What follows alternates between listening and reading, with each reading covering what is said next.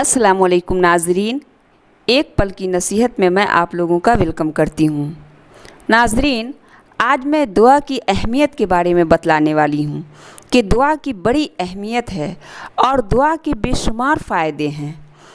दुआ को इबादत बतलाया गया है। नबी सल्लल्लाहु अलैहि वसल्लम ने इरशाद फरमाया, दुआ मांगना बेआए नहीं इबादत करना है।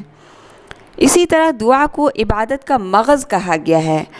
अनस रज़ियल्लाहु ताला अन्हु रवायत करते हैं कि नबी सल्लल्लाहु अलैहि वसल्लम ने इरशाद फरमाया, दुआ इबादत का मग़ज़ है। हज़रत अबू ज़र ग़िफ़ारी रज़ियल्लाहु ताला अन्हु फरमाते हैं कि इबादत में दुआ की वही हैसियत है जो खाने में नमक की है।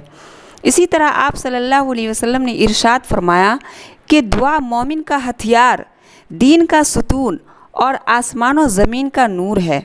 आप सल्लल्लाहु अलैहि वसल्लम का इरशाद है कि क्या मैं तुम्हें वो चीज़ न बताऊं जो तुम्हें तुम्हारे दुश्मन से निजात दे और तुम्हारे रिज़्क़ को वसी करे।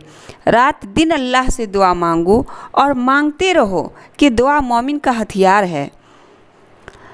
नबी सल्लल्लाहु अलैहि वसल्लम ने इरशाद फरमाया कि क़ज़ा व क़दर से बचने की कोई तदबीर फ़ायदा नहीं देती। हाँ, अल्लाह से दुआ मांगना उस आफत और मुसीबत में भी नफ़ा पहुंचाता है जो नाजिल हो चुकी है और उस मुसीबत में भी जो अभी तक नाजिल नहीं हुई। और बेशक बला नाजिल होने को होती है कि इतने में दुआ उससे जा मिलती है। बस क़यामत तक उन दोनों में कसमकश होती रहती है और इंसान दुआ की बदौलत उस बला से बच जाता है। इसी तरह हदीस मुबारका में है कि रसूलुल्लाह सल्लल्लाहु अलैहि वसल्लम ने सहाबा किराम से ख़िताब करके फ़रमाया, तुम अल्लाह से दुआ मांगने में कोताही न करो, इसलिए कि दुआ की सूरत में हरगिज़ कोई शख्स नागहानी आफत से हलाक न होगा। इसलिए हमेशा अल्लाह से दुआ मांगते रहना चाहिए और दुआ सिर्फ़ नमाज में या नमाज के बाद तक ही नहीं होना चाहिए, बल्कि दुआ हमेशा हमारी ज़ुबान पर होनी चाहिए।